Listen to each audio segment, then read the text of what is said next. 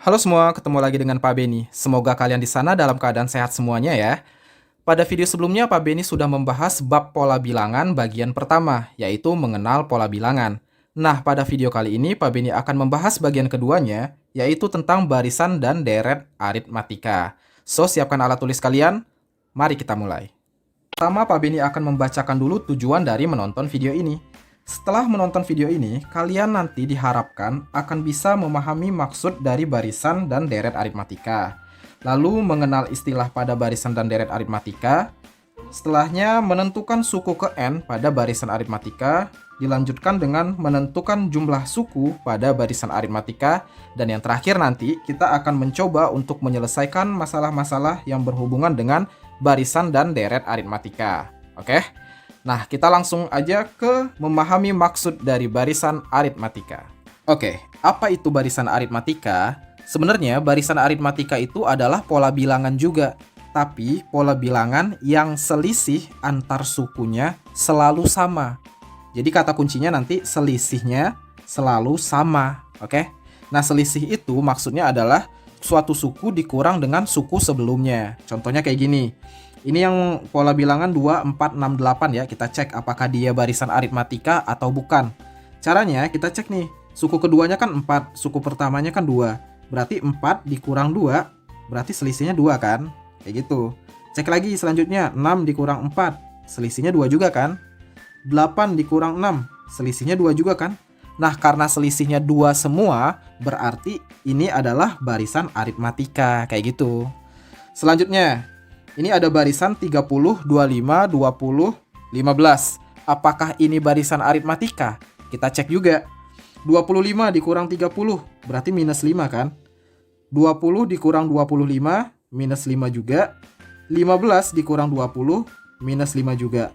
Nah, selisihnya semuanya ternyata sama. Sama-sama minus 5. Berarti barisan yang ini juga barisan aritmatika. Kayak gitu. Bisa dipahami kan? Gampang kan yang ini? Nah, untuk itu, Pak Beni akan jelaskan juga istilah-istilah apa aja yang akan ada di barisan aritmatika ini. Istilah pada barisan aritmatika.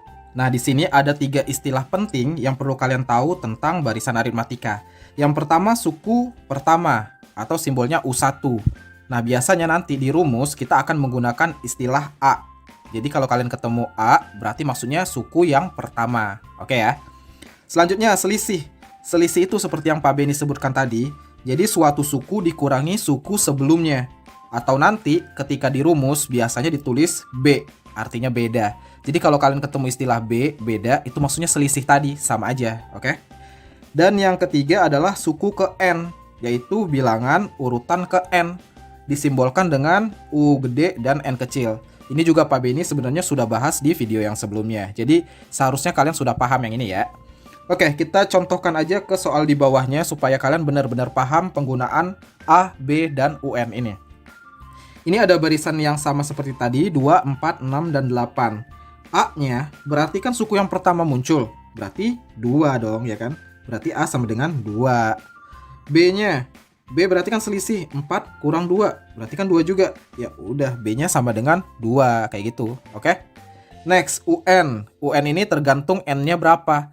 Misalnya kita U3, berarti kan yang ditanya suku ketiga. U3 sama dengan 6, karena di sini yang disebutin ketiga adalah bilangan 6. Gampang kan? Kita cek ke pola bilangan sebelahnya. Pola bilangan ini tadi kan kita udah tahu kalau ini aritmatika, 30, 25, 20, 15. A-nya berarti bilangan pertama, yaitu 30. Oke? B-nya berarti selisihnya tadi 25 kurang 30, berarti kan minus 5. Berarti B-nya minus 5. Jangan lupa minusnya ya, ingat. Selanjutnya, misal kita ditanya U3, berarti suku yang ketiga. Yang muncul ketiga itu kan 20. Berarti nanti U3-nya adalah 20. Bisa dipahami kan? Setelah ini baru kita masuk ke rumus suku ke N yang sebenarnya. Oke, ini dia rumus dari suku ke N. Jadi UN itu rumusnya adalah A ditambah N dikurang 1 dikali B. Nah, kenapa sih kita butuh rumus ini? Coba contoh soal yang di bawah ini tadi ya. Di sini katanya tentukan suku ke 100 dari pola bilangan berikut. Kalau di contoh sebelumnya tadi, Pak Beni kan cuma nanya U3. U3 gampang, kita tinggal cek aja bilangin yang ketiga. Tapi kalau U100, kan capek kalau kita mau urutkan sampai 100 bilangan kan? Makanya kita gunakan rumus ini. Jadi tujuannya adalah untuk mempersingkat waktu pengerjaan soalnya. Makanya kita pakai rumus ya. Oke. Nah, di sini katanya contohnya tentukan suku ke 100 dari pola bilangan berikut. Kita langsung cobakan aja. Di sini A-nya udah tahu sama dengan 2, B-nya sama dengan 2 juga ya, karena kan selisihnya 4 dikurang 2, 2 kan? Oke. Nah, karena ditanya U100, kita langsung masukin aja ke rumusnya. Berarti U100 sama dengan A-nya 2 ditambah N kurang 1, berarti 100 dikurang 1. Dikali dengan B, B-nya 2 juga, kayak gitu. Bisa dipahami ya? Jadi suku ke 100 artinya ya U100 gitu. Lanjut, 2 ditambah, yang dalam kurung ini kita selesaikan dulu ya. 100 kurang 1 sama dengan 99, nanti dikali 2. Lanjutkan, 2 tambah 99 dikali 2 adalah 198. Udah deh, kita tinggal tambahin 2 ditambah 198 sama dengan 200. So, untuk barisan 2, 4, 6, 8, suku ke 100-nya adalah 200. Gitu. Next, kita cobain sekali lagi supaya kalian lebih paham. Untuk barisan sebelahnya, ini ada 30, 25, 20, 15. Misalkan yang ditanya U100 juga ya. Jadi A-nya kita tentukan dulu. A-nya pasti 30. Bedanya adalah minus 5. Masih ingat kan? Tadi didapat dari 25 dikurang 30. Oke? Nah, kalau mau dicari U100, kita masukin lagi ke rumus. U100 sama dengan A-nya 30 ditambah N kurang 1, berarti 100 kurang 1. Dikali bedanya minus 5, jadi ini kali minus 5. Gitu ya. Lanjut, 30 ditambah 100 kurang 1 itu 99. Dikali minus 5. Sama dengan 30 ditambah, ini 99 dikali minus 5. Berarti minus 495.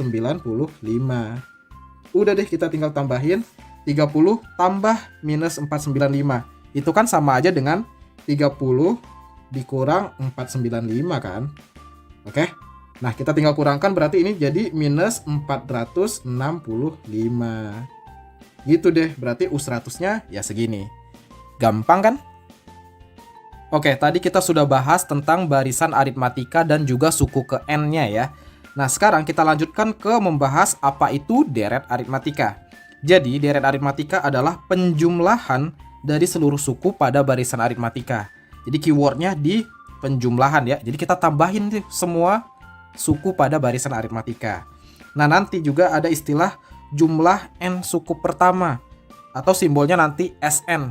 Nah, itu maksudnya juga deret. Sama aja, oke? Nah, simpelnya nanti kalau barisan itu contohnya 1, 3, 5, 7 kayak yang ini ya.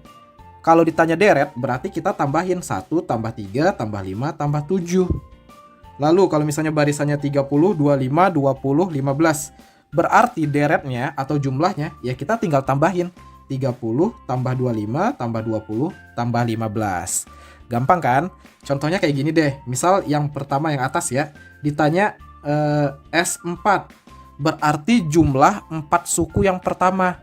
Berarti dari ini suku pertamanya kan, suku kedua, suku ketiga, suku keempat. Berarti kalau S4 jumlahin tuh semuanya. Berarti 1 tambah 3 4 tambah 5 9 tambah 7 16. Berarti S4-nya adalah 16. Kalau misalnya yang bawah nih ditanya S3 deh misalnya. Berarti S3 itu kan suku pertama tambah suku kedua tambah suku ketiga aja.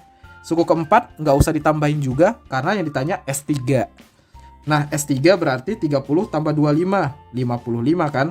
Tambah 20, berarti 75. Kayak gitu. Bisa dipahami ya? Oke, lanjut ke menentukan rumus deret aritmatika. Kenapa kita butuh rumus ini? Sama kayak suku ke N tadi, kita kan nggak mungkin menjumlahkan untuk suku yang banyak banget. Kayak contoh di soal ini, jumlahkan 100 suku pertama. Kalau tadi kita menjumlahkan S3 misalnya, berarti kan 3 suku pertama aja yang kita tambahkan. Atau S4, berarti 4 suku pertama. Kalau S100, kita kayaknya nggak mungkin untuk menjumlahkan semuanya. Makanya kita gunakan rumus ini. Jadi nanti rumusnya itu Sn sama dengan N per 2 dikali A tambah UN. Atau Sn sama dengan N per 2 dikali 2A ditambah N kurang 1 dikali B. Nah, bedanya apa? Bedanya di penggunaannya nanti ya. Tapi hasilnya sebenarnya sama aja. Mau kalian pakai rumus yang pertama atau yang kedua, hasilnya pasti sama kok kalau hitungannya benar. Nah, Pak Beni menyarankan kalian gunakan rumus pertama kalau di soal diketahui suku pertama dan suku ke N atau suku terakhirnya nanti. Tapi kalau suku ke N yang nggak diketahui, yang diketahui cuma suku pertama dan bedanya aja, berarti kita pakai rumus yang kedua. Bisa dipahami ya penggunaan yang pertama atau yang kedua. Kita masukin ke contohnya aja biar kalian benar-benar memahami penggunaan rumus deret ini. Tentukan jumlah 100 suku pertama dari barisan 1, 3, 5, 7. Kita cek apakah suku pertamanya ada. A-nya ada dong, 1 kan? Berarti A sama dengan 1. Apakah UN-nya udah ada? Suku ke 100-nya udah ada belum? Belum ada kan, di sini baru ada suku pertama, suku kedua, suku ketiga, suku keempat. Suku ke 100 ya belum ada. Jadi kita pakai nanti rumus yang kedua. Oke? Nah, kita cek bedanya udah ada belum? Bedanya ya kita hitung. 3 kurang 1 berarti 2 kan? 5 kurang 3 2 juga, 7 kurang 5 2 juga. Berarti bedanya adalah 2. Nah, selanjutnya N-nya, ya N-nya tergantung berapa yang ditanya. Karena yang ditanya jumlah 100 suku pertama, berarti N-nya adalah 100. Udah deh, kita tinggal masukin ke rumusnya. Berarti S100 sama dengan N per 2, berarti 100 per 2 dikali 2A, berarti 2 kali 1, tambah N kurang 1, berarti 100 kurang 1, kali B, bedanya 2. Ya udah, berarti ini kali 2. Oke. Sama dengan 100 bagi 2 itu kan 50. Dikali 2 kali 1, 2, tambah 100 kurang 1 itu 99, dikali 2. Berarti ini 50 dikali 2 tambah 99 dikali 2 itu kan 198. Berarti ini sama dengan 50 dikali 2 tambah 198 itu kan berarti 200. Jadi 50 dikali 200 hasilnya adalah 10.000. Gitu ya, berarti jumlah 100 suku pertama dari barisan ini adalah 10.000. Gitu. Mari kita lihat contoh soal. Diketahui barisan 5, 14, 23, 32, 41. Ditanya rumus suku ke N, berarti tanyanya UN. UN-nya apa? Berarti itu yang B, pertanyaan adalah U15-nya berapa? Nah, kita bisa tahu bahwa A-nya 5 ya. Ini yang pertama. Terus 5 ke 14 diapain? Benar teman-teman, tambah 9. Ini juga tambah 9. Berarti B-nya sama dengan plus 9. Kita tinggal ngitung. UN sama dengan A plus N min 1 kali B. Nah, maka itu A-nya 5. Ditambah N min 1 kali B-nya 9. Maka jadi 5 tambah 9N min 9. Maka jadi 9N min 4. Ini UN-nya. Seperti itu ya teman-teman. Terus ditanya U15. Ya kita masukin aja berarti 9 kali 15 dikurangin 4. 9 kali 15 berapa?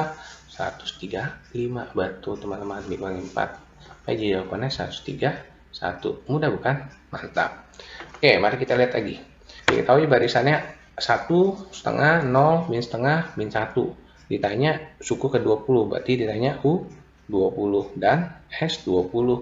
Ini berapa? Nah, kita tinggal tulis lagi. A-nya kan 1. B-nya lihat, dari 1 ke setengah. Berarti diapain teman-teman? Pintar, dikurangin setengah. Setengah ke 0, dikurangin setengah. Maka jadi B-nya min setengah. Seperti itu. Kita masukin aja. Berarti UN sama dengan A plus N min 1 kali B. Maka hanya 1 plus N min 1 kali min setengah. Seperti itu. Jadi 1 tambah min setengah N. Berarti ini kasih kurang ya. Ditambah setengah. Maka jadi UN sama dengan berapa? Ya 1 per 2 min setengah N. Seperti itu ya teman-teman. Nah, ditanya U20, masukin U20 berarti 1 per 2 dikurang setengah kali 20. Ini coret. Jadi 10. Maka jadi 1 per 2 dikurangi 10. Sama dengan min 8 1 per 2. Seperti itu. Mudah bukan? Nah, sekarang tanya S20-nya. Nah, S20-nya di sini kita bisa pakai dua rumus. Bebas. Nah, ya. Mau pakai mana? Saya pakai yang gini-gini dulu ya. Mana A plus UN. Kenapa? Karena kan kita udah punya nih U20-nya. Maka tinggal masukin. Berarti 20 per 2. A-nya berapa? A-nya 1 ya. Ini ya. A-nya 1. Di UN-nya adalah ini ya. Seperti itu ya. U20-nya pada min 81 per 2. Maka jadi 10 dikali min 71 per 2. Maka jadi min 75. Mudah bukan? Mantap. Nah, kalau kita ngitungnya pakai rumus yang panjang, itu juga sama aja. M per 2, yang mana adalah 2A plus N min 1 kali B ya. Seperti itu. Jadi 20 per 2, 2 kali 1 ditambah 20 dikurang 1 kali B-nya adalah min setengah. Seperti itu ya. Jadi 10, 2 ditambah, ini berapa? Min 9,5 ya. Nah, ini kasih kurung lagi. Seperti itu, jadi 10 kali min 7,5 sama dengan min 75.